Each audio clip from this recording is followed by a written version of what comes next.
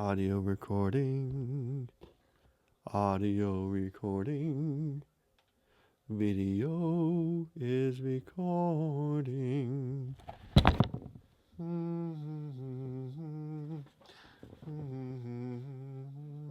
I used to think that conversion was a one-time action, and I stumbled upon this saying at one point. I don't remember who said it, and I believe it was in response to being asked, "Are you saved?" And that's a phrase that I used a lot growing up as an evangelical, and it's a very common phrase that a lot of people use. Are you saved?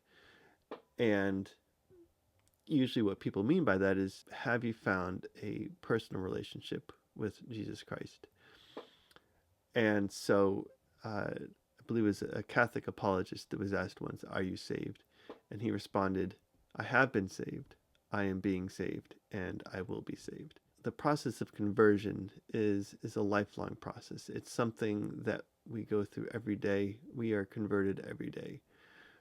We are, in small and big ways, every day going through a process of becoming holy.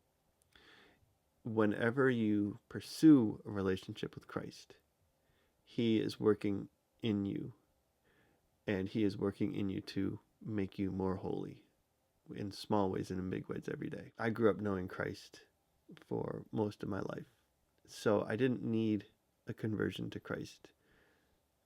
But the more that I learned about the Catholic Church, the more that I learned that that was the church that He established. I don't think that there's anything wrong with the churches that I went to growing up, but I discovered that there was more in the Catholic Church that I had not experienced. So a lot of people ask, well, what is that? What is the fuller experience in the Catholic Church?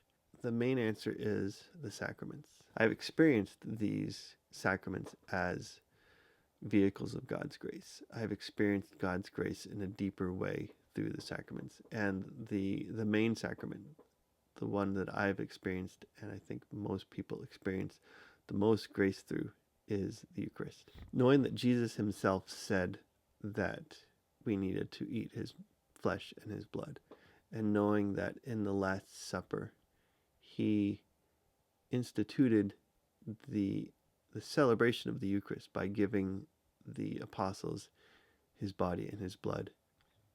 And He said, "This is my body and this is my blood." He didn't say, "This is like my body and this is like my blood." Whenever you receive the Eucharist, you receive Christ into yourself in a way that you can't anywhere else.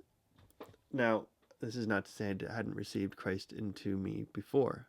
I accepted Christ into my life when I was 7 years old, and I know there are many times in my life that I kept returning to God and to Christ. We can receive Christ into our life in a spiritual way in so many ways. There are lots of ways we can receive Christ spiritually. Christ is all around us, and Christ is always, it says in the book of Revelation, Christ is at the door of our heart and He knocks. And if we let Him in, He will come in and He will eat with us, which is an image of intimacy. So if we let Christ into our life, He will come in an intimate manner. But when we receive Christ in the Eucharist, we receive Him body, blood, soul, and divinity. We receive Him physically. But my experience has shown me that that is true. The Easter Vigil, the first time I received the Eucharist as a Catholic, was such a powerful experience that I knew that Christ had come to me in a way that I had never experienced before. Remember, if you like what I'm doing on this channel, click subscribe and click the church bell to get reminders when new videos go up.